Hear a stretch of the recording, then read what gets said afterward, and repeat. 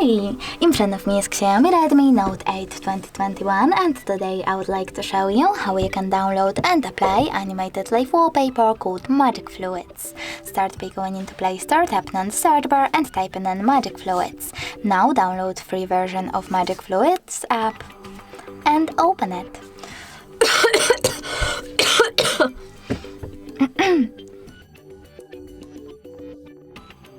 Now you need to click on those three lines at the bottom right corner, select Settings and tap on I accept. Then adjust all of those wallpaper settings however you wish to.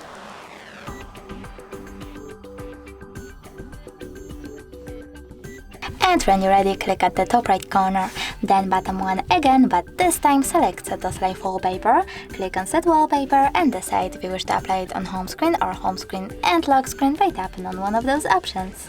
Now when I go back, as you can see, my wallpaper was successfully applied. Thanks so much for watching. If you enjoyed this video, leave a like, comment and subscribe. Bye!